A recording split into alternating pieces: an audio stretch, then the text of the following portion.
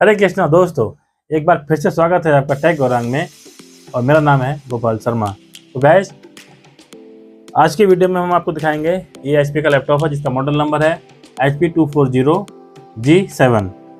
तो गाइस, इस लैपटॉप का मदरबोर्ड का CPU शॉर्ट हो गया है, जिसकी वजह से हमको इसका मदरबोर्ड चेंज करना पड़ेगा। तो गाइस, आज की वीडियो में हम आपको दिखाएंगे HP 240G7 लैपटॉप के मदरबोर्ड किस तरह से चेंज करते हैं।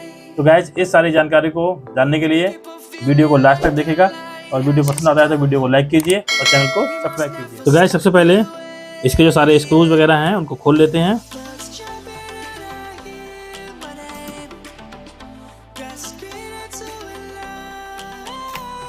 तो गाइस, अभी हमने इसके सारे स्क्रूज निकाल दिए हैं। स्क्रूज को निकालने के बाद में गाइस, इसका जो बेस है बेस को निकालेंगे। तो सबसे पहले हम लोग बेस को निकाल लेते हैं।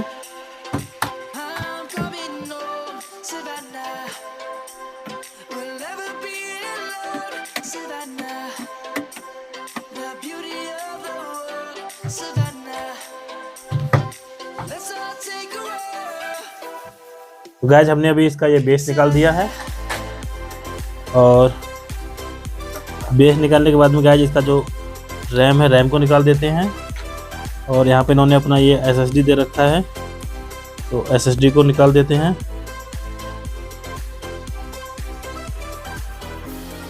इसके बाद में गाइस, इसका जो फैन है फैन को निकाल देते हैं।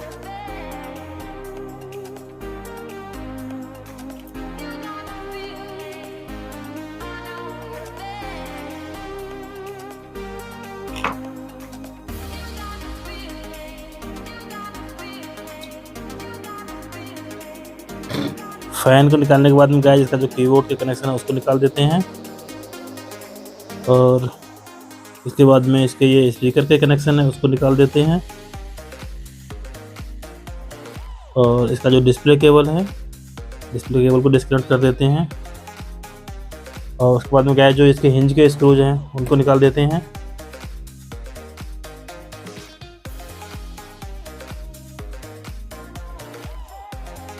इसके बाद में गाइस, इसके जो हिंज हैं हिंज को हम सीधा कर लेंगे। और हिंज को सीधा करने के बाद में गाइस, जो इसका जो नेटवर्क कार्ड है नेटवर्क कार्ड को निकालेंगे। और इसको पहले हम लोग डिस्कनेक्ट कर लेते हैं। इसको निकालेंगे। इसको निकालने के बाद में गाइस, तो गाइस इसमें अभी हम लोग इसके DC के कनेक्शन को निकाल देते हैं। तो ये हमारा DC है जो कि आप देख रहे हैं। इसके बाद में गाइस, इसका जो बेस है बेस को स्क्रीन से अलग कर लेंगे। जिस तरह कि आप देख रहे हैं इस तरह से इसको अलग कर लेते हैं। और ये हमारा इस तरह से हमने स्क्रीन को इसके बेस से अलग कर लिया है। इसके बाद में गाइस, इसके जो मदरबोर्ड के स्क्रू हैं मदरबोर्ड के स्क्रू को खोल लेते हैं। और मदरबोर्ड के स्क्रू खोलने के बाद में इसके मदरबोर्ड को इसके लैपटॉप से बाहर निकाल लेंगे। और हमने इसका मदरबोर्ड इसके लैपटॉप से ये बाहर निकाल लिया।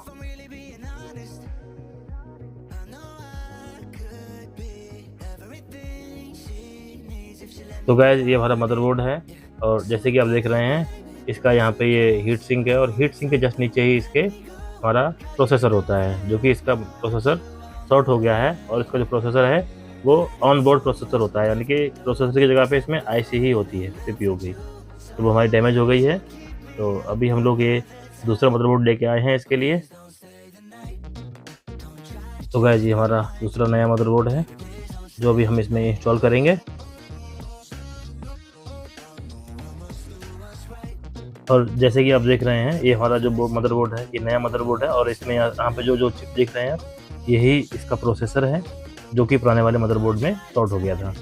तो इसके लिए हमें अभी जो साथ में इस मदरबोर्ड के साथ में आपको हीट सिंक नहीं मिलता है, तो जो हीट सिंक है ये हम पुराने वाले मदरबोर्ड से निकाल के इसमें भी लगाएंगे। तो वो करते हैं अभी।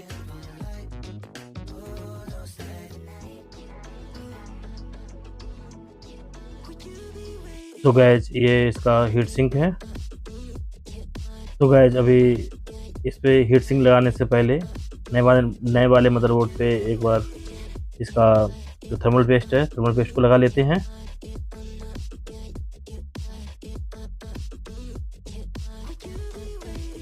तो गाइज मैं आपको बताता हूँ, जो थर्मल पेस्ट है, थर्मल पेस्ट से क्या होता है, प्रोसेसर हीट नहीं होता है। जो इसकी हीट होती है तो अपना हीट सिंक के थ्रू ये चिपका रहता है और ये कभी भी गर्म नहीं होता है।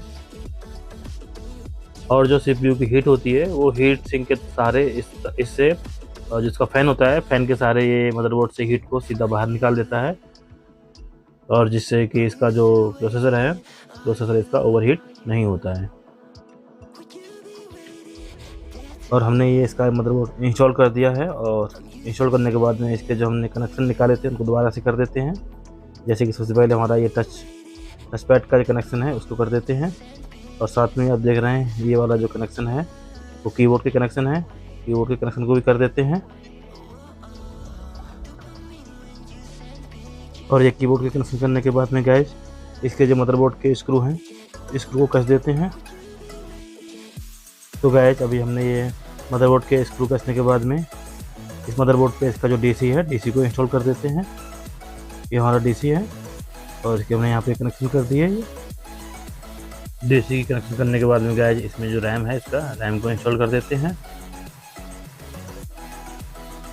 रैम को इंस्टॉल करने के बाद में गाइस इसका जो प्रोसेसर फैन है लैपटॉप का, लैपटॉप फैन लगा देते हैं, और इसके ये हमने कनेक्शन कर दिए यहाँ पे।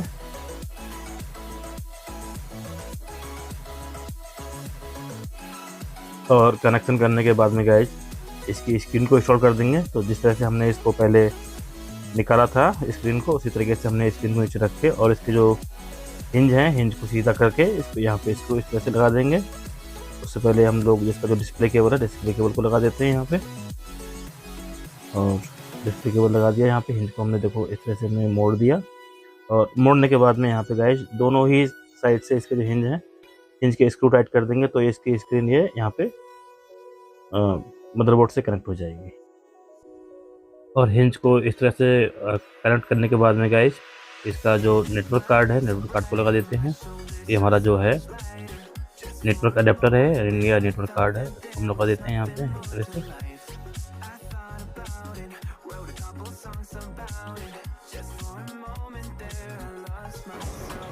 तो गाइस वाईफाई अडेप्टर कसने के बाद में इसके जो सारे स्क्रू हैं, स्क्रू को कस देते हैं।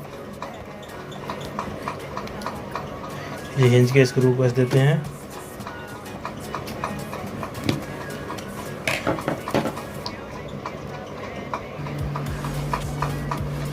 तो गाइस अभी हमने इसके सारे स्क्रू वगैरह कस दिए हैं। स्क्रू कसने के बाद में इसका जो SSD है, SSD लगा देते हैं।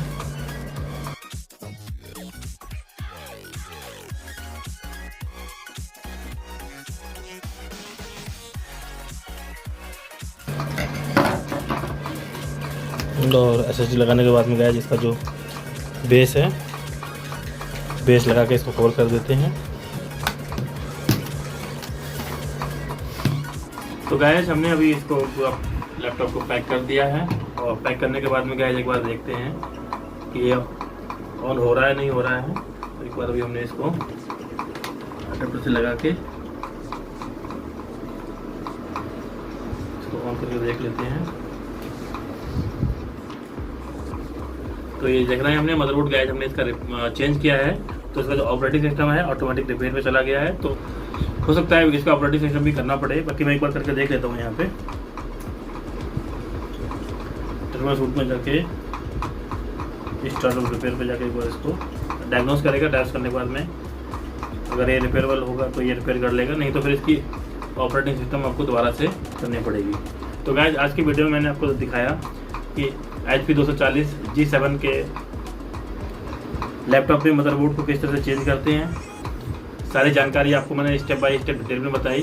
तो गाइस अगर आपको ये वीडियो अच्छा लगा है तो वीडियो को लाइक कीजिए और अपने दोस्तों को भी शेयर कीजिए और चैनल को सब्सक्राइब कीजिए, क्योंकि इस तरह के नए वीडियोज़ मैं आपके लिए इस चैनल पे बनाता रहता हूँ। सो गाइस आज की वीडियो में बस इतना ही। मिलते हैं आपको नेक्स्ट वीडियो में।